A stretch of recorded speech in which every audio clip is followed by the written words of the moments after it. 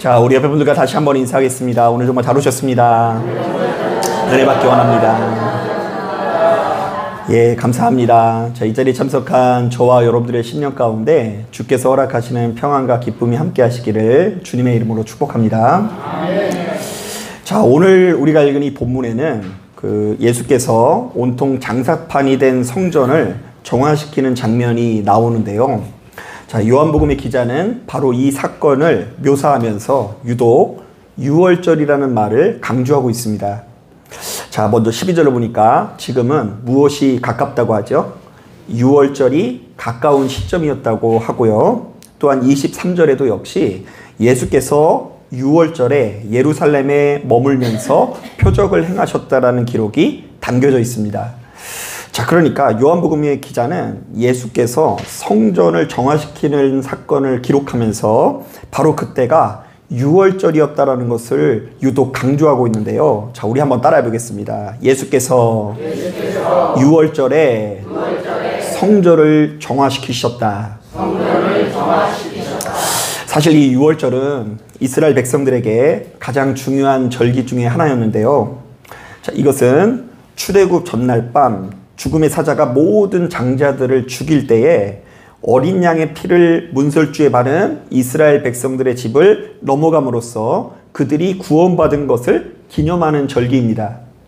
자, 그래서 여러분들에게는 생소할지 모르겠지만 이스라엘 백성들은 해마다 유월절이 되면 온 가족이 함께 모여서 유월절 식사라는 것들을 함께 나누었다고 하는데요. 자, 이때의 예식 순서는 이렇습니다. 자, 일단 모든 사람들이 포도주 잔을 채운 다음에 만찬 진례자가 축복의 말을 하면서 포도주를 마시고요.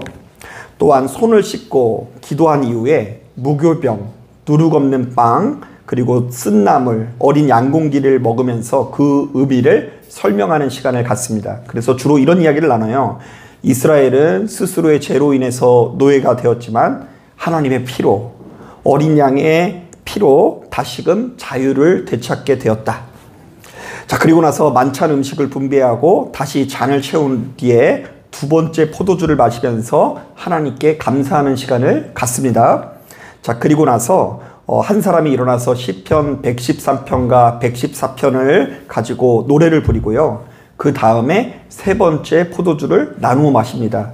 자, 그리고 마지막으로 네 번째 포도주를 마신 다음에 시편 115편과 118편에 나와 있는 찬양을 하면서 유월절 식사를 마칩니다. 자, 어때요, 여러분? 포도주 많이 마시니까 참 좋죠? 자, 그런데 여러분, 유월절 먹기에 관한 이야기를 들으니까 뭐 생각나는 거 없으세요? 자, 이거 오늘날 우리들이 하는 뭐하고 되게 비슷한 것 같아요? 예, 맞아요. 성만찬 예식과 굉장히 비슷하죠. 자, 일단 바로 이 식사가 주로 떡과 포도주를 나눈다라는 점에서 굉장히 유사하고요. 또한 그들이 유월절 먹기를 통해 노예였던 자신들이 어린 양의 피로 다시금 자유인이 되었다라는 것을 기억하는 것처럼 우리도 역시 성만찬 예식을 통해서 죄인이었던 우리가 그리스도의 피로 구원받았다는 것을 다시 기억한다는 점에서 매우 유사합니다. 자, 그래서 실제로 마태복음 26장을 보면 구약의 유월절이 신약의 십자가 사건과 성만찬 예식으로 연결된다는 것을 설명하고 있어요. 자, 구약의 유월절이 이제는 십자가 사건과 성만찬 예식으로 이제 변경되었다. 자, 그러니까 이전에는 어린 양의 피를 드렸지만 이제 예수 그리스도의 피가 드려졌고 그 기념으로 유월절 먹기가 아니라 성만찬 예식을 해야 된다는 내용이 마태복음 26장에 기록되어 있고요. 또한 마가복음 14장을 보면 예수께서 하필이면 유월절에 피를 흘리시면서 희생하시는 장면을 클로즈업하면서 바로 이것을 새로운 출애굽 사건, 제2의 출애굽 사건으로 재해석하기도 합니다. 자, 그러니까 각 복음서마다 유월절은 예수 그리스도가 왜 어린 양이 되시는지, 예수 그리스도의 피가 뭐가 그렇게 능력 있는지를 설명하는 가장 중요한 장치 중에 하나입니다. 자, 그런데 요한복음의 기자는 참 독특하게도 예수께서 유월절에 무엇을 정화시켰다고요? 성전을 정화시켰다라고 증언하는데요. 자, 이른바 당시의 성전은 더 이상 제대로 된 기능을 할 수 없기 때문에 예수께서 이 땅에 오셔서 그 성전을 정화시킬 수밖에 없었다고 증언합니다. 자, 사실 여러분들이 잘 아는 것처럼 오늘날의 교회는 그렇지 않지만 당시에 이 성전은 희생 제사를 드리는 장소로서 무수히 많은 짐승들의 피를 드리는 곳 아닙니까? 자, 이때 피는 생명이라는 의미가 있는데요. 왜냐하면 이 고대 사람들은 인간의 생명이 어디에 흐르고 있다고요? 예, 피에 깃들여 있다라고 생각을 했기 때문입니다. 자, 그러니까 이 성전이라는 곳 자체가 율법적으로 보았을 때 유월절에 담겨져 있는 영적 의미를 고스란히 반영하고 있는데요. 자, 무수히 많은 장자들이 무엇 때문에 살아났죠? 어린 양의 피, 생명 덕분에 죽음의 권세를 이겨냈듯이 이스라엘 백성들도 수시로 성전에 나와서 유월절을 경험해야 되는 거예요. 짐승의 피를 드릴 때에, 짐승의 피를 내 대신 희생시킬 때에 사망 권세를 이길 수 있다는 영적 구조가 이 성전 안에 흐르고 있어요. 그러니까 유월절하고 성전은 뗄 수 있는 게 아니에요. 자, 바로 이런 관점에서 요한복음의 기자는 예수께서 흘리신 피가 완전히 타락해버린 당시 성전을 완벽히 개혁할 것을 예언하는데요. 사실 당시 성전 안에는 정결 의식이 주를 이룬다기보다 그곳에서 뭘 파는 사람들과 돈 바꾸는 사람들이 가득했다라고 기록되어 있지 않습니까? 심지어 16절을 보니까 예수께서는 그곳을 장사하는 집에 비유하시는 것을 볼 수 있어요. 자, 이 성전이 원래는 사람을 살리는 곳인데 그곳이 장사판이 되었다고 이야기해요. 자, 그래서 예수께서는 당시 성전을 완전히 뒤엎으신 이후에 이렇게 일갈하십니다. 이렇게 예배 드릴 거면 이 성전을 헐어버려라. 내가 사흘 동안에 다시 일으키리라. 자, 그러면서 너무 중요한 말씀을 하시는데요. 자, 우리 다 같이 20절, 21절 말씀 같이 한번 읽어보겠습니다. 20절, 21절 시작. 유대인들이 이르되 이 성전은 46년 동안에 지었거늘 내가 3일 동안에 일으키겠느냐 하더라. 그러나 예수는 성전된 자기 육체를 가리켜 말씀하신 것이라. 자, 이때 우리는 성전된 자기 육체라는 말에 밑줄을 그어야 하는데요. 자, 이것은 철저히 예수께서 짊어지신 십자가 사역을 상징하는 말로서 예수께서 곧 있으면 온 인류를 대신해서 피를 흘리셨다가 죽은 지 며칠 만에요? 사흘 만에 다시금 부활하실 것을 예언하는 말입니다. 자, 그렇다면 여기에 담겨져 있는 메시지는 명확합니다. 자, 한번 따라해 보겠습니다. 이제는 짐승의 피가 뿌려진 옛 성전의 시대는 끝났고 예수의 피가 뿌려진 새 성전의 시대가 도래하였다. 네. 이제는 어떤 성전이 시작되었다고요? 새 성전. 예수 성전의 시대가 열렸다는 이야기예요. 자, 여러분들에게는 생소할 수 있으나 요한복음은 이 복음서 중에 가장 늦게 쓰여진 책으로서 가장 먼저 쓰여진 이 마가복음보다 최소한 30년에서 40년 뒤에 쓰여진 책으로 알려져 있습니다. 자, 그렇다 보니 이 요한복음은 예수께서 돌아가신 이후에 아주 탄탄하게 정립되어져 있는 초대교인들의 신앙 고백이 훨씬 더 풍성하게 반영되어 있을 수밖에 없습니다.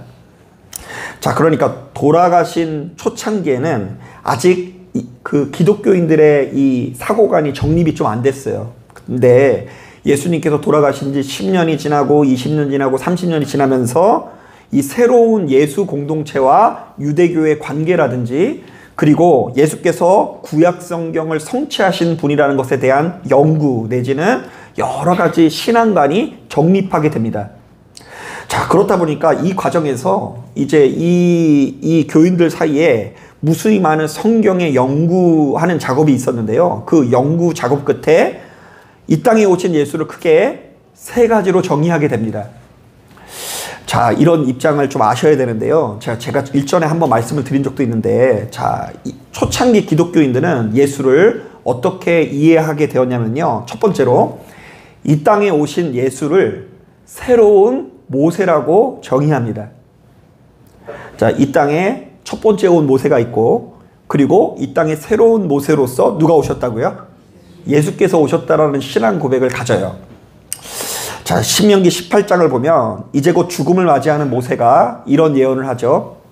언젠가 때가 되면 하나님께서 나와 같은 선지자를 보내주실 것이다. 사실 모세는 애굽으로부터 이스라엘을 구원한 자 아닙니까? 자, 그렇다 보니 이스라엘 백성들은 이 땅에 보내진 새로운 선지자 내지는 메시아가 로마로부터 자신을 구원해 줄 사람으로 여겼습니다. 자, 그래서 이 세례 요한도 심지어 예수님을 보자마자 이렇게 물어봐요. 오실 그이가 당신이십니까? 당신이 모세처럼 우리를 로마로부터 구원해 줄 분이십니까? 라고 물어봐요. 자, 그래서 실제로 마태복음을 보면 예수님의 생애가 모세의 생애와 묘하게 일치가 되는데요. 자, 모세가 출생하자마자 바로 왕에 의해서 살해 위협에 휩쓸렸듯이 예수께서도 출생하자마자 누구의 위협에 휩싸입니까? 헤롯 왕의 위험에 휩싸입니다.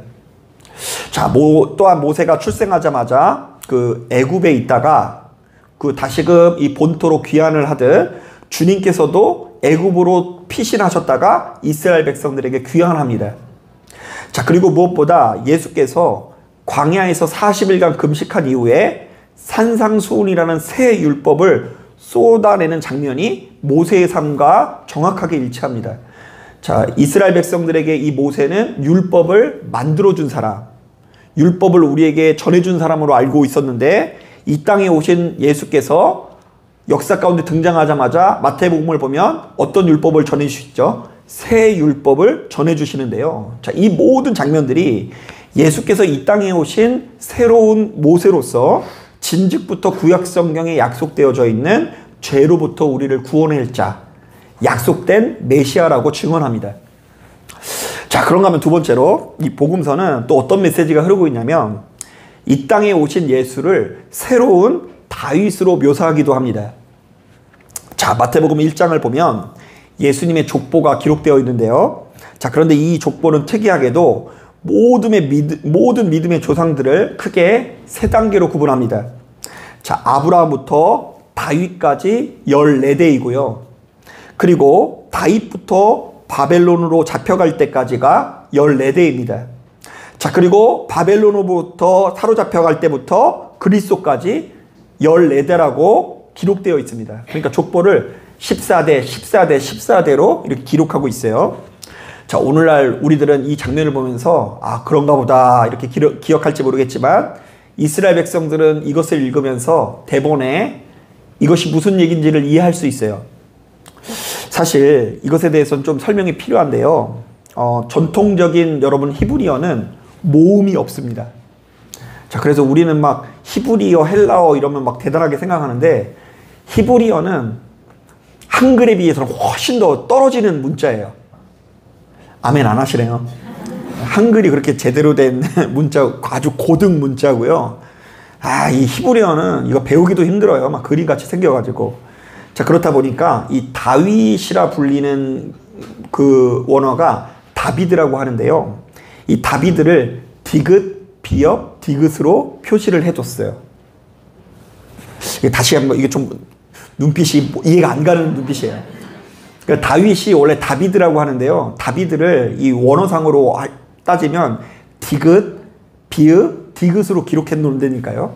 그런데 특이하게도 얘네들이 아직 아라비아 숫자가 적용이 안 돼서 그 알파벳 하나하나가 글자인 동시에 숫자이기도 해요. 그래서 디귿, 비읍, 디귿을요 숫자로 표현하면 464고요. 464를 합하면 몇이에요?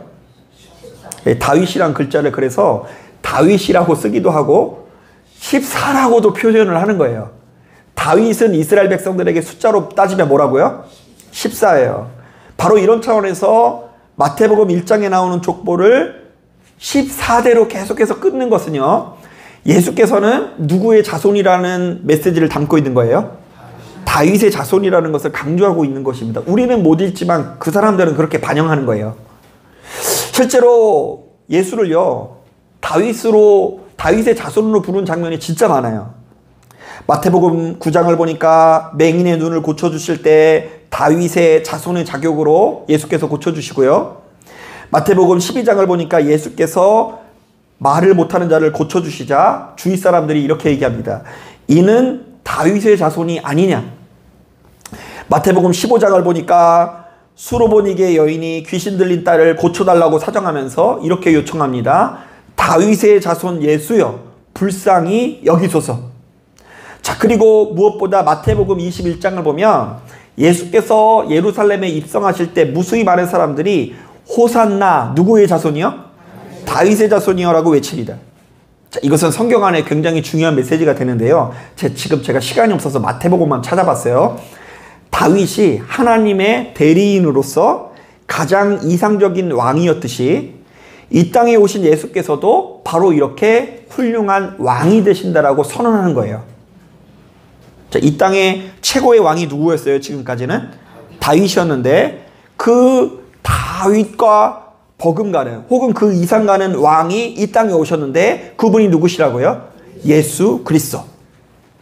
그래서 이 그리스도라는 말 자체가 사실은 왕이라는 의미도 있는 거예요.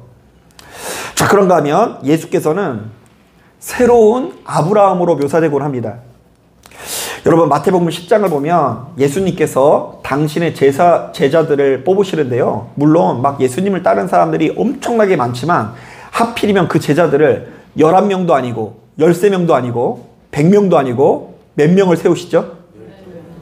그 이유가 뭘까요? 아브라함의 후손들이 몇 개의 지파를 이루었죠? 12지파를 이루었기 때문입니다. 또한 창세기 12장 1절부터 3절을 보면 하나님께서 아브라함을 부르시고는 이렇게 축복합니다. 땅의 모든 민족이 너로 인하여 복을 받으리라. 자, 그런데 따지고 보면 예수께서 이 땅에 오신 이유도 마찬가지입니다. 천하 만민이 하나님의 은혜를 누리게 하기 위해서 이 땅에 오신 것입니다. 자, 그런데 이 땅에 오신 예수께서 새로운 모세, 새로운 다윗, 새로운 아브라함이라고 한다면 그분께서는 무조건 성전을 지을 수밖에 없는데요. 왜냐하면 이스라엘 안에서 모세든 다윗이든 아브라함이든 간에 이 땅에서 무엇을 짓는 사람이었기 때문이죠? 성전을 짓는 사람이었기 때문입니다. 자, 이것에 대해서 간략하게 설명드리자면 오늘날 우리들은 눈앞에 보이는 이 건물이나 사람들의 모임을 가리켜 교회 내지는 성전이라고 부르지 않습니까? 자, 그러나 성경의 세계관에서는 하나님께서 창조하신 온 우주가 사실은 성전이라고 할 수 있어요. 자, 이른바 이 세상의 모든 피조물 자체가 하나님을 찬양하고 예배할 존재로 지음을 받았다라는 거예요. 그래서 시편의 말씀을 묵상해보면 새들이 지저귀는 소리가 누구를 찬양하는 거래요? 좀 이상한 애들 같죠? 그거 막 진짜 짹짹짹 거리고 있는데 그것을 어떻게 그렇게 여길 수 있을까? 그러나 이스라엘 백성들의 세계관에 의하면 새들이 지저귀는 소리도 하나님을 찬양하는 거고 폭포 떨어지는 소리 막 광활하잖아요? 그것도 누구를 찬양하는 소리예요? 하나님을 찬양하는 소리예요. 그래서 여러분 잘 이해하셔야 될 게 뭐냐면 창세기 말씀을 묵상해보면 아담과 하와가 머무는 땅이 어디예요? 에덴이죠. 에덴 동산도 성전이에요. 노아가 방주를 만들었는데요. 그 방주도 뭐예요? 성전이에요. 거기 들어가야지 살아요. 광야도 하나님의 성전이 되고요. 심지어 이스라엘 백성들이 가나안 땅에 들어가려고 하는데 그 가나안 땅도 사람은 적과 꾼이 넘쳐흐르는 것만 보지만 그곳에서 하나님을 마음껏 예배드릴 수 있는 땅이기 때문에 그 땅이 약속의 땅인 거예요. 모든 것들이 성전이라고 보시면 이 성경이 좀 다르게 보입니다.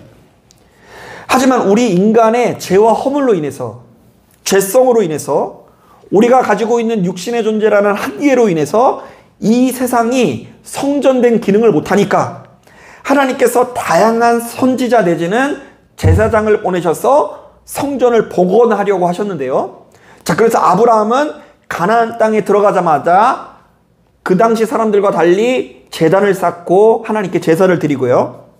심지어 창세기 22장을 보면 자신의 아들 이삭을 모리아산에서 제물로 바치는데요. 놀랍게도 바로 이 모리아산에 솔로몬이 훗날 성전을 건축하고요. 더 나아가서 예수께서 고난을 당하시게 됩니다. 자, 이른바 아브라함이 자기에게 하나밖에 없는 아들을 바쳤듯이 하나님께서도 자신의 하나밖에 없는 아들을 화목제물로 삼으신 것이죠. 자, 뿐만 아닙니다. 모세는 이스라엘 백성들과 함께 광야에서 무엇을 짓죠? 성막을 짓죠. 처음 들어보시는 이야기죠. 이 모세도 성막 짓는 사람이기 때문에 위대한 거예요. 다윗도 역시 두말할 것도 없이 성전 짓는 사람이라고 할 수 있어요. 물론 실제로 실행에 옮기고 완공을 한 사람, 복을 받은 사람은 솔로몬이지만 사실 따지고 보면 그 성전을 준비하는 이야기는 거의 90%가 누가 준비했다 그래요? 예, 꼼꼼히 한번 읽어보세요. 겨우 이 솔로몬은 지은 것뿐이고 재료를 모으고 전문가를 수집하는 일들은 다 다윗이 합니다. 그리고 일평생 그것을 고대하지만 본인 때에 이루질 못해요. 자, 바로 이런 차원의 성경은 이 땅에 오신 예수께서도 새로운 다윗 되시고 새로운 모세 되시고 새로운 아브라함이 되시기 때문에 성전을 지으실 분이라고 증언하고 있습니다. 자, 이것은 예수님을 통해서 예수께서 구약을 통해 약속된 메시아, 주님께서 정말로 이 땅에 완전히 타락했거나 완전히 무너져 있는 이 세상 성전을 재건할 뿐이라는 이야기고요. 또한 바로 이러한 사역을 통해 모든 만민을 구원의 길로 인도하시는 분이라는 신앙의 고백이 담겨져 있어요. 그래서 이것을 막 논문처럼 증거가 뭐냐, 목사님 그게 말이 되냐 이렇게 하면 저도 할 말은 없어요. 그냥 믿음의 고백이 담긴 거예요. 어떤 믿음의 고백이요? 한번 따라해 보겠습니다. 예수 그리스도를 통해서 무너진 성전은 완전히 회복될 것이다. 여기서 성전을 자꾸 교회라고 보시면 안 돼요. 내 가정도 성전이에요, 아니에요? 성전이에요. 자녀와 나의 관계도 뭐예요? 성전이에요. 그거 깨진 가정 많잖아요. 그런데 누구의 이름으로 해결될 거다? 예수 이름으로 해결될 거다. 여러분, 우리 개인적으로 삶을 봐보세요. 우리의 삶을 볼 때 진짜 일주일에 한 번씩 교회에서 마주치니까 다행인 순간들이 있죠. 매일같이 24시간 저와 여러분들이랑 동행하면 서로 좀 곤란해질 만한 일들 많지 않아요? 여러분, 오늘 올 때 누군가가 갑자기 운전하다가 갑자기 껴들어가지고 욕 나왔어요, 안 나왔어요? 저 못 들었어요, 저는. 피차에 서로 막 이렇게 마주치면 안 되는 일들 많이 있잖아요. 막 게을러도 이렇게 게을름이 없고, 내 자신을 볼 때 마음에 안 드는 부분이 있어요. 막 이거 내가 절대 하지 말아야지 하는데도 불구하고 의지박약이어서 절대로 그것을 못 지키고, 그리고 막 이 말 한마디를 참지 못하고 실수하고 지혜롭지 못하고, 우리는 끊임없이 오염되는 존재여서 나 스스로 만족이 안 되는 여러 가지 부분을 가지고 있어요. 하다 안 돼서 포기했어요, 이제. 그런데 그것이 누구를 통해서 회복될 거라고요? 예수. 그래서 마태복음에서는 바로 이렇듯 완전히 재건된 세상, 성전, 나를 가르쳐 천국이라 부르고요. 마가복음에서는 주로 하나님의 나라라고 부르고요. 누가복음에서는 주로 영생 내지는 구원이라고 표현합니다. 이 세상에 하나님께서 창조하신 그 원형을 복원되고 가장 아름다운 형상으로 다시금 회복되어지는 것이 천국이고 영생인 거예요. 그리고 요한복음의 기자는 다른 복음서에는 맨 끄트머리에 있는 성전 정화 사건을 제일 앞으로 끌고 와서는 바로 이것을 가리켜서 유월절과 연결시켜 설명하는데요. 여기에는 너무나 중요한 메시지가 담겨 있습니다. 먼저 첫 번째로 이 땅에 오신 예수께서 우리를 구원할 어린 양이 되신다는 메시지가 담겨 있고요. 또한 이 땅에 오신 예수를 통해서 전혀 새로운 차원의 성전이 도래할 것을 예언하는데요. 이른바 이제는 더 이상 건물 중심의 성전 시대가 아니라 예수께서 친히 성전 되시는 온 우주 성전의 시대가 펼쳐지게 되었다라는 이야기예요. 온 우주가 성전인 거예요. 온 우주. 예수 믿는 우리가 밟는 모든 땅이 거룩해져요. 사실 엄연히 따졌을 때 건물 중심의 옛날 성전은 오염될 수밖에 없어요. 왜냐하면 인간은 육신의 존재로서 툭하면 그곳을 장사판으로 만들 소지가 높기 때문입니다. 그래서 예루살렘 성전도 수시로 무너졌고요. 지금도 무너져서 복원이 안 돼요. 그게 진짜 능력 있는 공간이라고 한다면 무너지지 말아야죠. 아직까지 복원이 안 돼 있다니까요. 자, 그런데 이것은 교회라고 해서 다르지 않아요. 교회도 툭하면 성전의 본질을 잃어버리고 장사판이 되기 십상해요. 이걸 우리가 암기 공식처럼 알고 있어야 돼요. 교회는 오염될 수 있다 없다? 오염될 수 있다. 얼마든지 오염될 수 있다. 사람이 수시로 오염될 수 있듯이 교회도 역시 수시로 오염될 수 있다. 그래서 이 교회의 본질이 건물이 되어버리면, 여기에 모이는 사람이 되어버리면 우리는 얼마든지 넘어질 수밖에 없는 거예요. 그래서 이 교회의 바탕에, 이 신앙의 반석에 예수 그리스도에 대한 신앙 고백이 있어야 돼요. 주는 그리스도시요 살아계신 하나님의 아들입니다. 제가 지난 금요 예배 때 이런 이야기를 나눈 적이 있는데요. 이게 너무 오늘 말씀이랑 잘 어울리는 것 같아서 다시 한번 말씀을 드립니다. 자, 제가 목회 현장에서 우리 성도님들이 하나님 앞에서 헌신하고 수고하는 것을 보면 일단은 너무 귀하지만, 안타깝게도 하나님 앞에 충성하고 수고하는 그 면면을 보면 크게 세 가지 정서가 자리 잡고 있는 경우가 많습니다. 자, 먼저 첫 번째, 내가 헌신하고 수고하는 것에 대한 충분한 보상이 임할 것에 대한 기대입니다. 자, 여러분 그런 기대 있으세요? 오늘 주일을 맞아서 주일 예배 안 오는 사람이 돈을 많이 벌 것 같아요? 주일 예배 온 사람이 돈을 많이 벌 것 같아요? 우리 좀 그런 보상에 대한 기대가 있지 않아요? 그래서 저 어렸을 때부터 많이 들었던 얘기가, 주일날 식당 문 닫어, 사업장 문 닫어, 하나님께서 갑절로 채워주신다. 채워주실 것을 기대하고서 쉬었다가 안 채워서 힘들어하시는 분 많이 본 적이 있어요.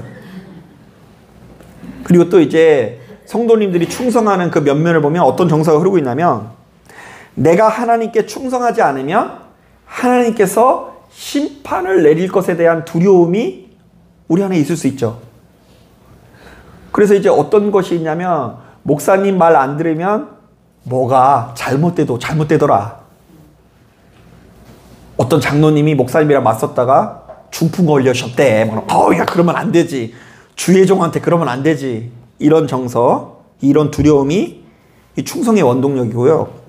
그리고 하나님과 깊이 교제하는 가운데 주어지는 신비에 대한 열정도 역시 충성의 원동력이 되는 경우가 많아요. 그러니까 이제 뭐가 보여야 하는 거예요. 눈에 뭐가 보일 때 충성한다는 거죠. 자, 그러니까 이 모든 내용을 종합해 볼 때 육신의 옷을 입고 있는 우리들은 하나님과의 관계가 그냥 순수하기가 어려워요.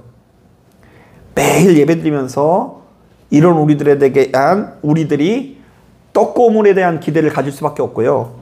심판에 대한 두려움이 있거나 눈에 뭐가 보이는 것이 있을 때에 하나님께 열심을 가질 뿐더러 신바람이 나서 신앙생활을 하는 경우가 많이 있어요.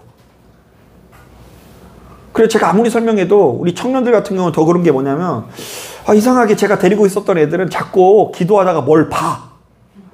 그래가지고 한 5명이 모여가지고 오늘 이것도 보여주셨어요, 저것도 보여주셨어요 했는데 한 명이 얼굴이 어두워져요. 왜냐면 자기는 하나님이 아무것도 안 보여주셨대.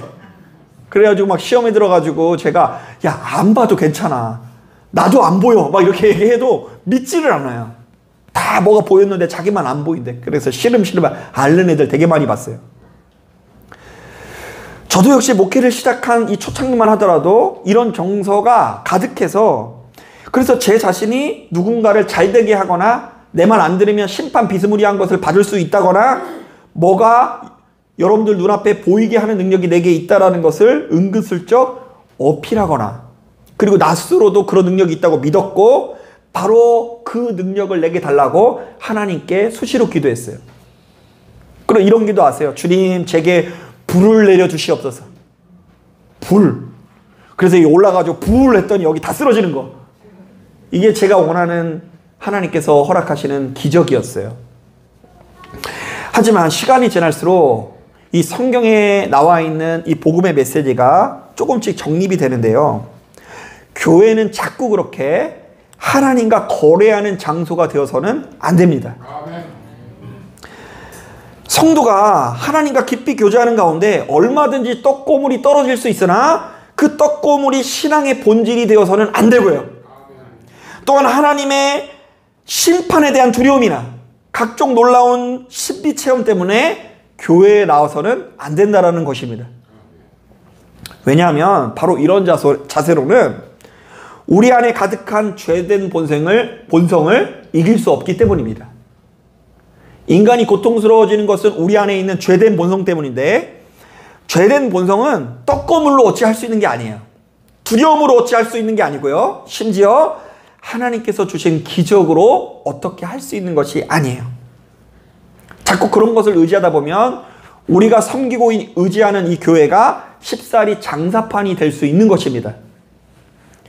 자, 바로 이런 차원에서 오늘 우리가 읽은 본문은 예수 믿는 우리들이 건물 중심의 성전이 아니라 예수 성전에 속한 자가 되어야 한다고 증언하는데요. 바로 이것은 우리가 매일같이 그리스도의 십자가에 참여하는 자요, 예수의 피를 통해 구원의 기쁨을 누리는 자가 되었음을 의미합니다. 여러분, 우리가 지난 7주 동안 요한복음 1장부터 2장까지를 살펴보았는데요. 자, 요한복음의 기자는 지금껏 어떤 메시지를 남기고 있습니까? 사실은 이 구원에 관한 메시지를 남기고 있는데요. 일단 첫 번째로 인간의 고통은 무지에서 비롯되는데 예수께서 우리의 무지를 깨울 절대 진리, 곧 로고스가 되신다라고 증언합니다. 자, 인간이 고통스러워지는 것은 무지 때문이라는 헬라인의 사고방식을 깨우면서, 그래, 무지 때문에 인간이 고통스러워지는 거 맞아. 모르면 고통스러울 수밖에 없지. 그런데 그 무지를 깨울 수 있는 그 말씀이 육신이 되어 오신 분이 누구시라고요? 예수. 또 한 가지 메시지가 흐르고 있는데요. 우리 인간의 고통은 철저히 죄된 본성으로부터 비롯된다라는 히브리적 사고도 흐르고 있어요. 그러므로 우리는 이것을 해결하기 위해서 마음을 찢어 정결해야 된다고 하지 않습니까? 그래서 요한복음은 세례 요한을 통해서 예수께서 우리를 위해서 드려질 어린 양이라고 증언해요. 세례 요한이 우리 예수님을 보자 뭐라고 얘기하죠? 보라, 하나님의 어린 양이로다. 그 얘기를 하는 게 저 사람이 드려짐으로 인해서 우리가 살 것 같다라는 의미가 담겨 있어요. 그리고 지난 주일날 보니까 정결 예식에 사용될 물이 하필이면 뭘로 바뀌어요? 예, 어린 양의 피를 상징하는 유월절 먹기 때 이 포도주를 마시는 이유가 어린 양의 피를 상징하기 때문이에요. 그게 포도주로 바뀌는 사건이 보여집니다. 그러니까 이제는 우리의 손과 발을 물로 씻는 정도가 아니라 그리스도의 피가 우리의 심령에 뿌려져야 된다는 이야기예요. 자, 뿐만 아닙니다. 오늘 본문을 보니까 예수 믿는 우리들은 건물 중심의 성전을 넘어 예수 성전에 이르러야 된다고 증언하는데요. 히브리서 13장은 바로 이렇듯 건물 성전이 아니라 예수 성전에 참여하여 구원의 길을 걸어가고 있는 성도의 삶을 이렇게 표현합니다. 자, 우리 한번 읽어보겠습니다. 12절부터 14절까지 읽어볼 건데요. 우리 천천히 한번 읽어보겠습니다. 시작. 그러므로 예수도 자기의 피로써 백성을 거룩하게 하려고 성문 밖에서 고난을 받으셨느니라. 그런즉 우리도 그의 치욕을 짊어지고 영문 밖으로 그에게 나아가자. 우리가 여기에는 영구한 도성이 없으므로 장차 올 것을 찾나니, 그러므로 우리는 예수로 말미암아 항상 찬송의 제사를 하나님께 드리자. 이는 그 이름을 증언하는 입술의 열매니라. 자, 그런데 여기 보면 영문 밖으로 그에게 나가자 이렇게 돼 있잖아요. 자, 그런데 이 영문은 예루살렘 성문 밖에 오물 처리장이 있었던 골고다 언덕을 가리킵니다. 자, 그런데 예수의 피로 구원받은 우리들은 그분의 이름으로 기꺼이 골고다 언덕에 올라 치욕을 당할 준비를 해야 된다고 하고요. 또한 이 땅에는 영원한 도성이 없다는 것을 가슴 깊이 실감하면서 살아야 된다라고 증언해요. 한번 따라해 보겠습니다. 너희는 그리스도의 피로 치욕을 당할 준비를 해라.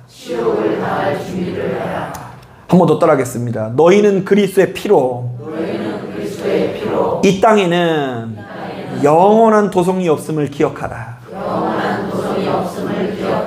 예. 무엇이 영원하고 무엇이 영원하지 않은지를 알아야 한다. 바로 그때 우리에게 약속되어진 구원을 누릴 수 있다고 합니다. 이게 신앙의 핵심이에요. 그리스도의 피로 무엇을 준비하라고요? 치욕을 당할 준비를 해라.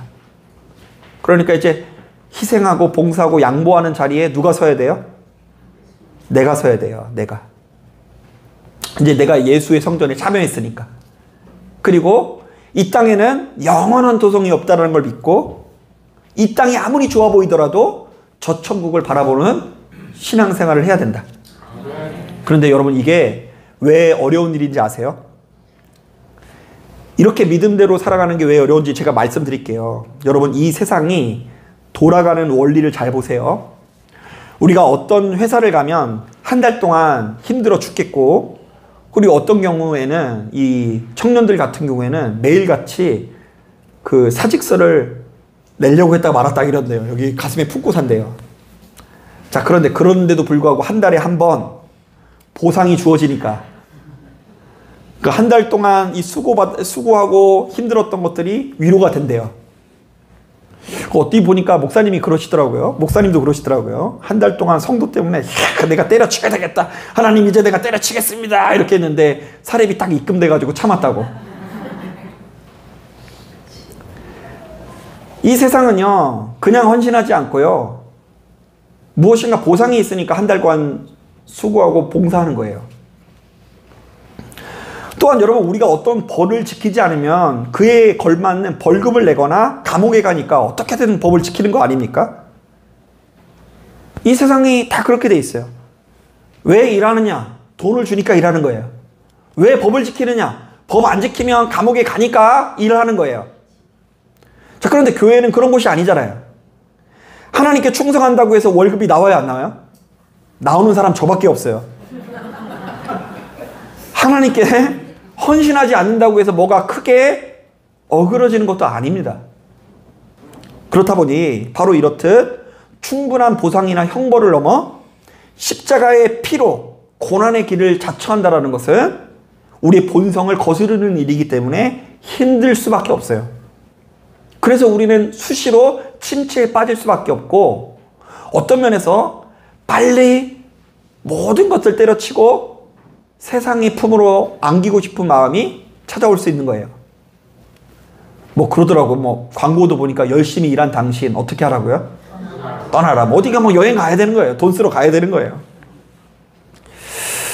여러분 지난 한 주 동안에도 이 세상을 사느라 얼마나 고생이 많으셨습니까? 매일같이 아픈 몸을 이끌며 살아가느라고 고생 많으셨죠. 몸이 아픈 것만큼 힘든 게 없어요. 제가 보니까. 또한 이 세상은 저 멀리서 보면 마치 낙원 같아서 보암직도 하고 먹음직도 한 세상 아닙니까? 우리가 교회만 있으면 잘 모르겠는데 교회도 세상 안에 있는 거잖아요. 그죠?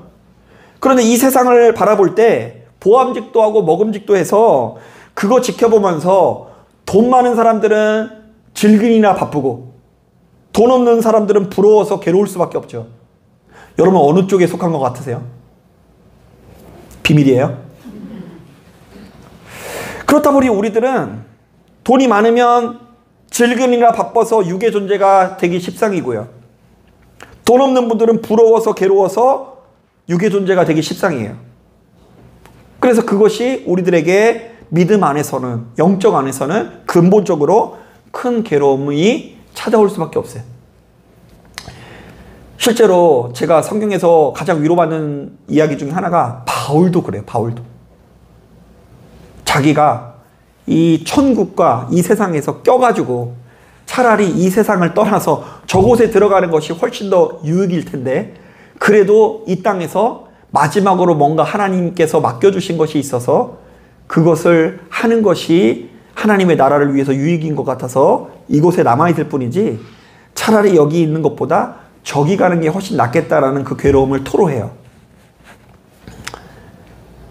바로 이런 관점에서 성경은 우리들에게 거듭해서 말합니다. 사랑하는 아들과 딸아, 이 세상을 사느라 참 힘들지. 그러므로 너희는 건물 중심의 성전 다니지 말고 예수 성전을 다녀라. 너희는 수시로 돈 바꾸고 장사하는 사람의 모습으로 성전에 나오지 말고 그리스도의 십자가로 거듭나는 성전에 나와라. 육신의 옷을 입고 있는 너희들은 그 시선과 안목이 한정적이어서 눈에 보이지 않는 하나님은 까맣게 잃어버리고 그 하나님을 저 멀리 제쳐놓고 성전을 온통 장사파로로 만들기 십상이나 그럼에도 불구하고 구원은 예수의 피로 이루어지고 십자가에서 이루어지니 너희는 날마다 주님의 십자가에 연합하는 자가 되라. 아멘. 그것이 오늘 본문에 나오는 메시지의 핵심이에요.